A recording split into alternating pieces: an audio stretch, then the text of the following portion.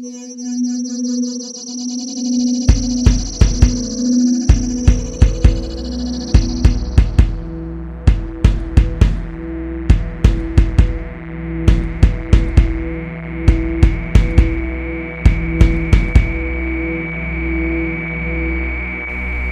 Timeshift.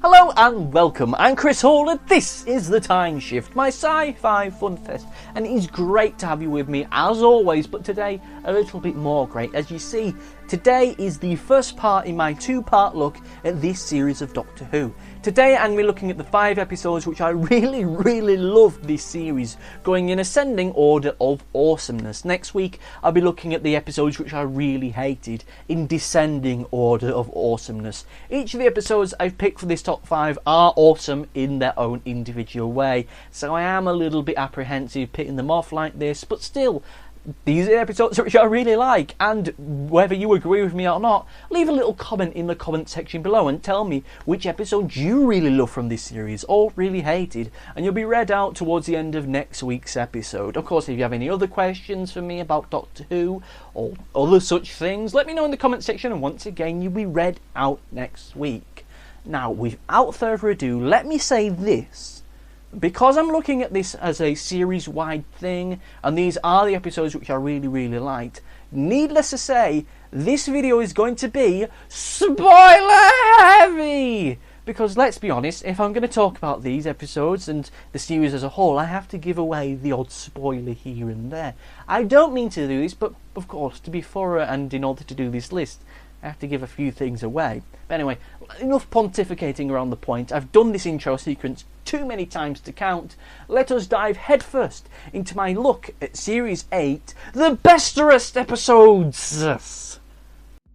The first episode that we have on this list is Listen. Now I understand for many people this episode is going to be very high up on their list of best episodes this series.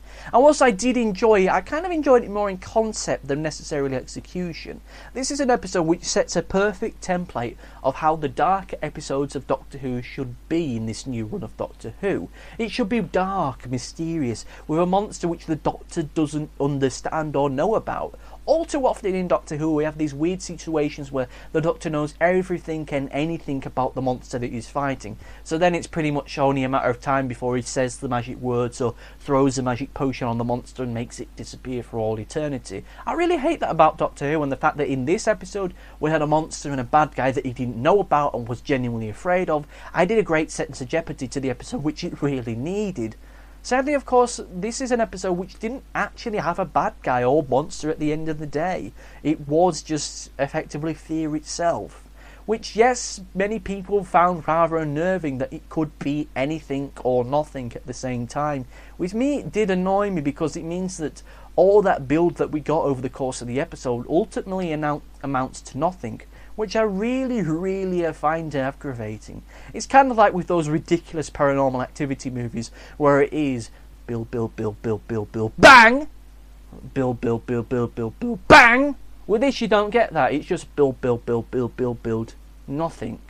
Which really did aggravate me. It means that at the end of the day, all this mystery amounts to effectively nothing. But, you know, it may be explained in a future episode because it had to be something.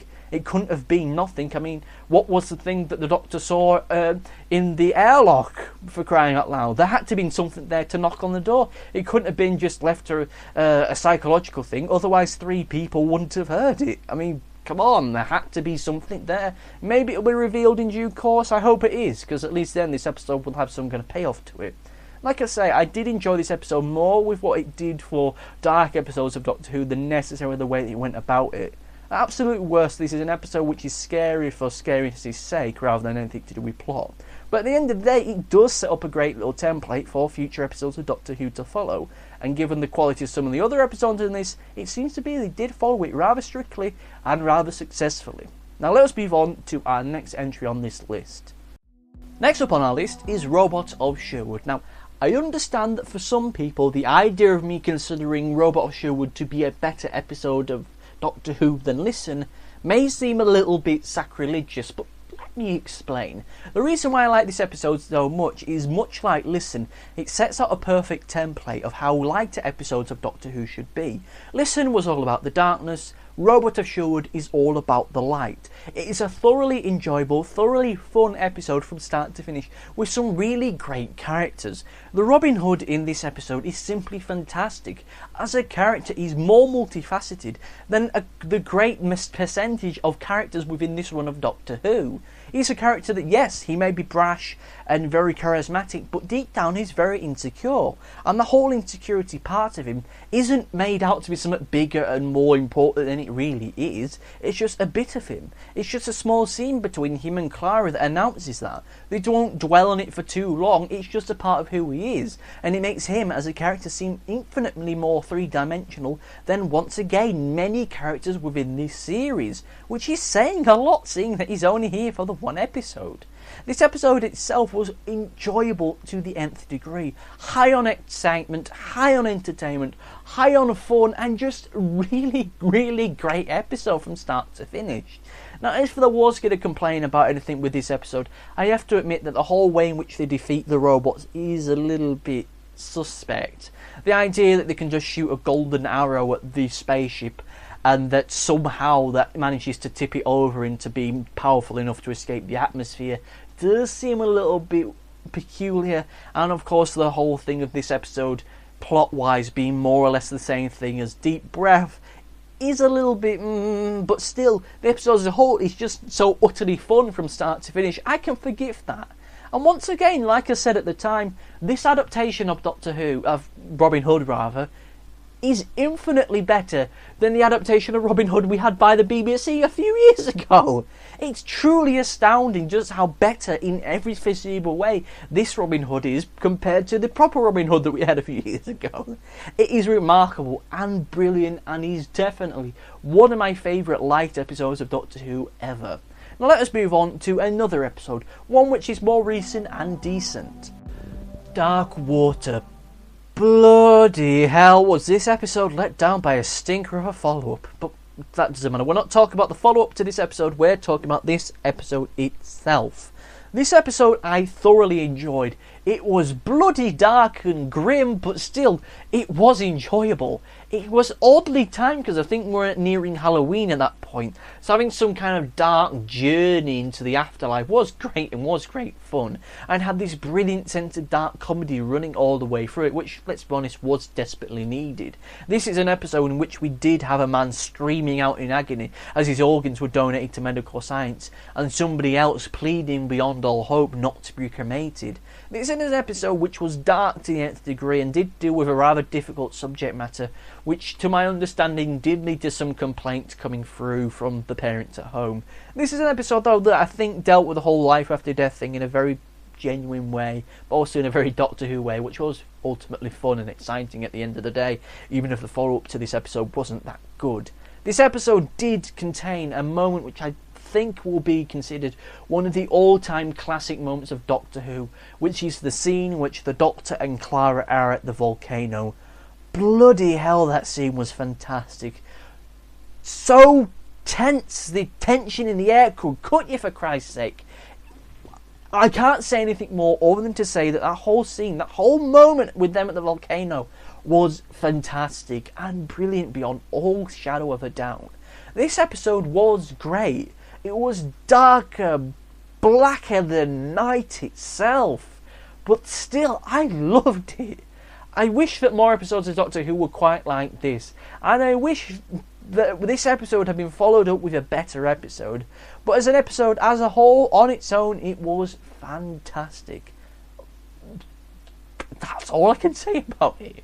Wonderful, brilliant, and fantastic. Okay, now we're entering into the top two, and an episode, I'll be honest, I thought I was going to hate. Flatline. Now, the reason why I expected to hate this episode was because it was going to be so special effect heavy. And let us be honest, special effects in Doctor Who aren't exactly a marriage made in heaven. Special effects in Doctor Who have never been that good. Even now with a larger budget, the special effects at times can be fairly ropey, let's be honest. So when I found out this was going to be a special effect heavy episode, I was worried, I was scared, but in the end it turns out I needn't have been. The thing that I really like about this episode is just how sparing they are with the special effects.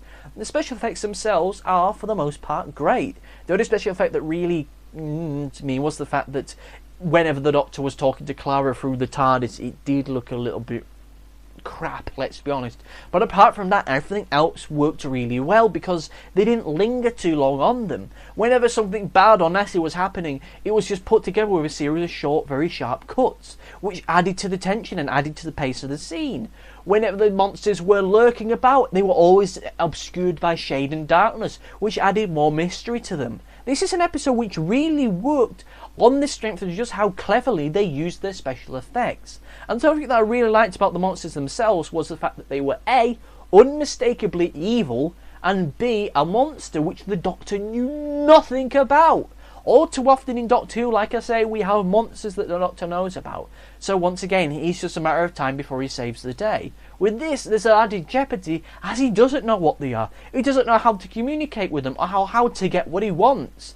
The monsters are great and fantastic, and the scene while they're running through the train tunnel is great and perfectly put together. You can get away with having special effects of that calibre because, let's face it, these are two-dimensional monsters entering a three-dimensional space. They were never going to look that good, so when they are jerking about, it looks great, it looks apt and appropriate. This is an episode which came really close to genuinely scaring me, which, let's be honest, it's very difficult to do. There's not many things that scare me. No! Plus, we had a great supporting companion in the form of Rigsy, who I honestly wanted to become a companion full time. Because if nothing else, his story arc within Doctor Who would be great. He could go from the cocky, self-important, chavvy young man to being a fully grown-up, fully rounded individual by the end of it, maturing and becoming a real man by the end, which I think would be great, and I think it's about time we had a normal companion for once. Not an impossible girl or a girl who waited, just a normal, everyday character, kind of like what Martha was. And of course, this is an episode as a whole which was near perfect for me. The only slight nagging problem I had with it was the fact that the Bristol accent here and there was a little bit too strong to the point it was borderline comical. But as a whole entity, it was great and fantastic and brilliant. Now it's time to talk about the episode which I honestly think is the best of this series. Mummy on the Orient Express. Now, to understand why I love this episode so much is to understand what makes a perfect episode of Doctor Who for me. The perfect episode of Doctor Who for me has to have mystery, tension, horror, humour, darkness, great characters, great writing and subtlety. This is an episode which has all those things. It has great mystery drawn from the mummy itself. You don't know exactly what it is or what it wants or what it's even doing on the train. It has great tension as you don't know when this creature is going to strike next. And you know that when it does strike, there is nothing you can do to stop it. It has great horror by having a no-nonsense monster, which is made all the more horrific by the weird powers it seems to have. It has great humour as this is an episode about class in crisis. This is a story which doesn't rely on stupid pop cultural references or puns. All humour is derived from the situation and everything that's going on around us. It has great darkness as this is an episode as the characters within it are trapped between the mummy which is slowly picking them off one by one and the AI which is holding them ransom. There is no immediate way for any of these characters to escape, and the Doctor himself honestly has no idea what to do and is trapped right in the middle of everything. It had great characters. Frank Skinner, bloody hell, what a revelation he was. Everyone in this episode was great and fantastic, and to be honest with you, like many people, I wanted Frank Skinner to become a full-time companion. That's how great he was. But everyone in this episode, from the porter to the Egyptologist, even to the old lady that died at the start of this episode, gave it 110%, and it shows. It has great writing because, let's be honest, that's self-evident. It had brilliant pacing and a great mystery to it all the way throughout. And, most importantly, it had subtlety. The subtlety comes from the moral dilemma and how it treats it. This is an episode which did have a moral dilemma to it, but it wasn't blown up or made greater than it actually is, as the action within the episode itself didn't grind to a halt in order for us to all discuss it, for us all to stop what we're doing and have the entire situation forced down our throats in a way which is done all too often in fiction these days. The moral dilemma to this episode is whether or not it's right for the Doctor to let people die, even if ultimately it's for the greater good. His willingness to sacrifice others is a very difficult subject, but it's dealt with in this episode in a way which is oh so bloody mature and grown up that he actually treats us, the audience, as actual adults and grown-ups and real human beings. The action, like I say, doesn't grind to a halt. We don't have the characters just discussing the morality and the ins and outs of it for a good 10 minutes. We as an audience are allowed time to think about it, but also go away and think about it in our waking life. So that we, when we're talking about it on the internet, on YouTube, with our friends, in the cafe or in the pub, we can discuss whether or not it was right for the Doctor to let those people die, which is simply fantastic. All too often in fiction, be that video games or TV shows or movies, when it comes to moral dilemmas, everything has to stop for the character to spout off God knows how much exposition about how bad and horrible this situation is, and oh my God, isn't it bleak? And then almost instantly the problem is solved there and then. With this we don't get it, as that whole moral issue is just another facet of the Doctor Who character. It's something that is a part of him. This is just what the Doctor does on a day in, day out basis. But it gives us the opportunity to stop and consider whether or not travelling the Doctor with that in mind would be that fun. This episode was the perfect antidote for me from the previous week's episode. And in a weird kind of way, it had this strange sense of reality to it. As for Clara, this episode was going to be her last hurrah. This episode was going to be her last adventure with the Doctor before she called it quits, after the horrible situation that she found herself in the previous week. For me, it was the same situation. This episode was my last hurrah, after the unbelievably aggravating experience from the previous week. This episode was a make or break for me. And much like Clara at the end of it, I was excited, I was enthralled, I was back in love with Doctor Who again, and I couldn't wait for the next week's episode, even if it was the special effecty one and I was a little bit apprehensive about it. At the end of the day, the ultimate thing I can say about this episode is, it saved Doctor Who for me. It saved my favourite TV show from me hating it, which is brilliant. I love this episode, and for me it was pitch perfect. But what about you? What did you think about this episode? What did you think about this series? What are your top 5 favourite episodes of this series? Do you agree with me? Do you disagree with me? Leave your comments in the comment section below. Maybe tell me your top 5 least favourite episodes, as that's what I'm going to be talking about next week. You know, it really pains me to say there were some episodes of this series I really hated, but there were, and I'll be talking about them next week. But until then, my friends, I say unto you, thank you for watching, and goodbye.